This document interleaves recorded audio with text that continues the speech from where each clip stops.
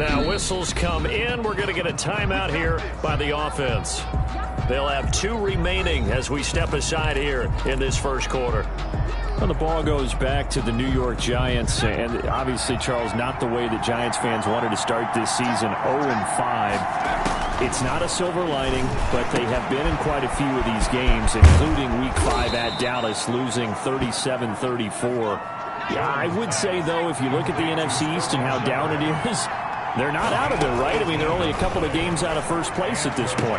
Yeah, you just mentioned before it wasn't a silver lining. That last part you just brought up, that is a silver lining. Just a couple of games back in the NFC East. So if anyone could ever get on a semi-hot streak and win 3 in a row, they could break this division wide open. And the Giants have to say to themselves, why not up? Into heavy traffic, and it's intercepted. Read it well, and it's picked. And what a return as he brings this all the way back down to the 20-yard line.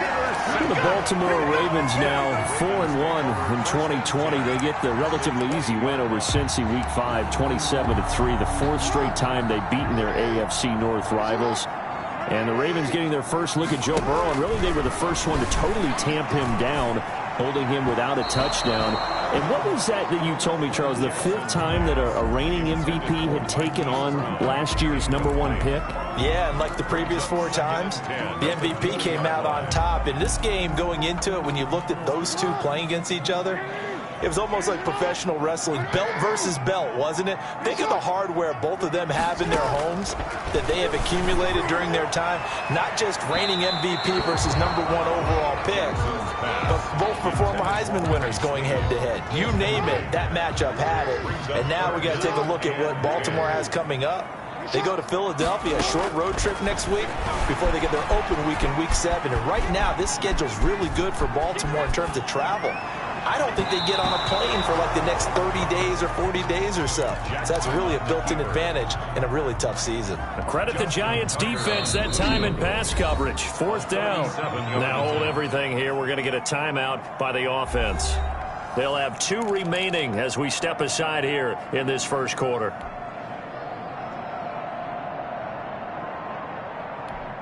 The 3 straight incompletions, they don't care. That hasn't dissuaded them. They're going to go for it on 4th.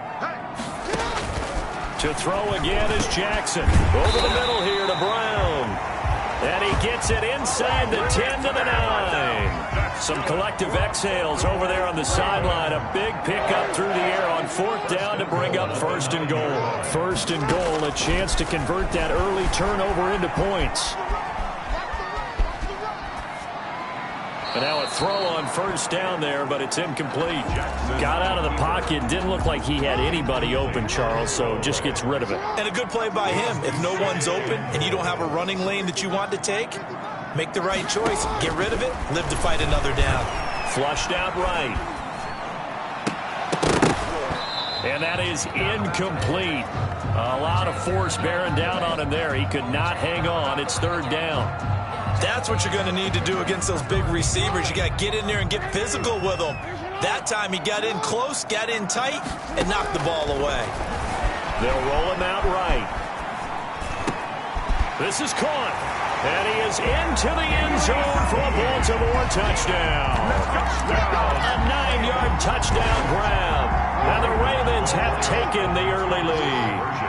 And no matter how it comes about, when you get good field position, you have to make the defense pay. Short fields usually make for good offense. So they go with a pass, and it works there on the 2-point try. Charles, just in general, what are your thoughts, passing versus running on 2-point conversion? Situational? It is situational. You have to know your team. What is your strength? Because so many people think you have to throw the ball in a 2-point conversion, but the stats will tell you that running it is about as proficient. So know your team and go to your strength. So the Giants getting the football back here for their 2nd drive. And following the interception, we'll see what they can put together on this drive. I can hear my old college coach right now. He always used to tell us before every game, the team making the fewest mistakes will win. What they're hoping is that that last mistake is their only one of the game. Coaches, that's all they talk about, turnovers, right? Minimizing those and maximizing opportunities. Well, so much for getting separation. No chance there. Locked down tight, forcing the incompletion on that attempt. 2nd and 10 now from the 27. Oh, nearly picked. And maybe lucky there. This guy doesn't drop many defensively. Third down. They have to like what they've done defensively here at the outset of this drive. They forced a couple of incomplete passes, bring up a 3rd and 10. Don't be surprised to bring a little pressure on this snap. He's going to let one fly for Tate. And it's knocked away and incomplete. 2 drives won't tell the story of this game, but you absolutely have to like how this defense has played thus far.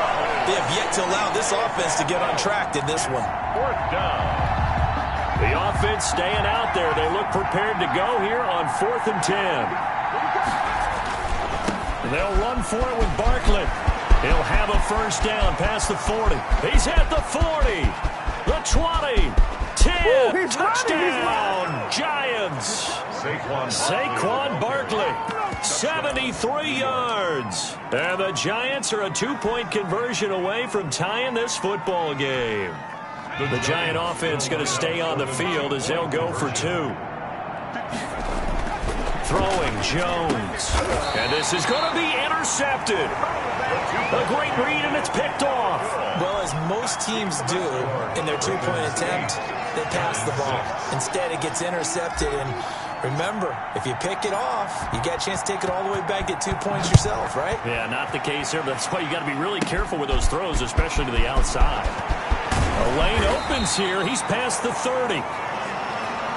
Baltimore's set to take over here for their second possession of the game, and they're hoping to redo their efforts in the last drive when they got into the end zone. And just think of what it's like now on the sideline, because when you score a touchdown, you have to go over and look at the tablet and see what you did on the last drive.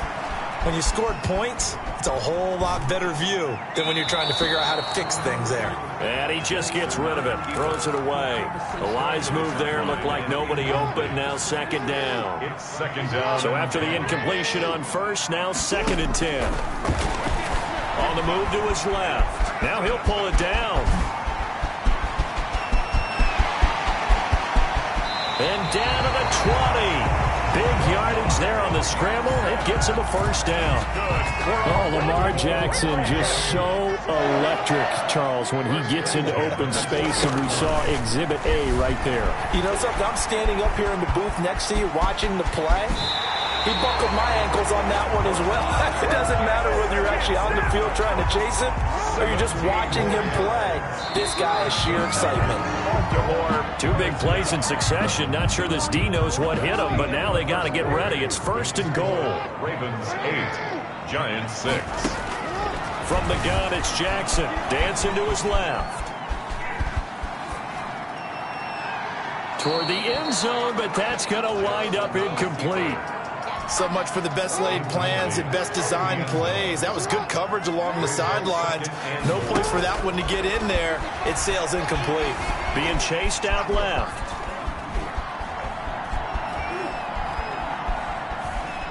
And he will score. Touchdown, Baltimore. Lamar Jackson. A 3-yard run as he kept it himself.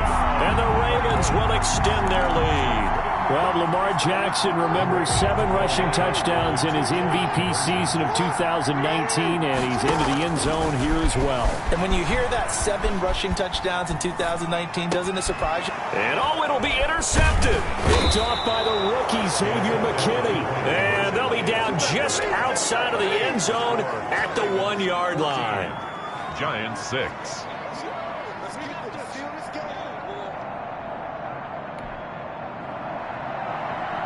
Justin Tucker to kick off for Baltimore.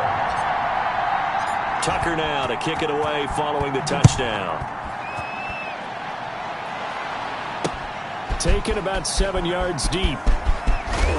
And the decision to bring it out, not a good one, as he's tackled at the 15. The conventional football 101, tells us if you don't get it back to the 20-yard line on a kickoff return, that's a disappointment. But some of these teams, special teams coaches, with approval by the head coach, they give them full authority to go ahead and bring it out and try to be aggressive. Almost what we call the green light, red light theory. Green light means go, red light means stop. Looks like he had green on that play. And more muscle up front for this 2nd and 2. They've got 3 tight ends out there. Now left side, a completion to his tight end. He's got this almost to the 40 before going out. 16 yards, a first down. A gain of 16. Well, normally you see 3 tight ends in a formation. You have to think to yourself, this has got to be a run. And I know as a safety, when I saw that, I took an extra step or 2 towards the line of scrimmage. Instead, they threw the ball, and he found one of those tight ends for a very nice pickup. Short throw to Smith.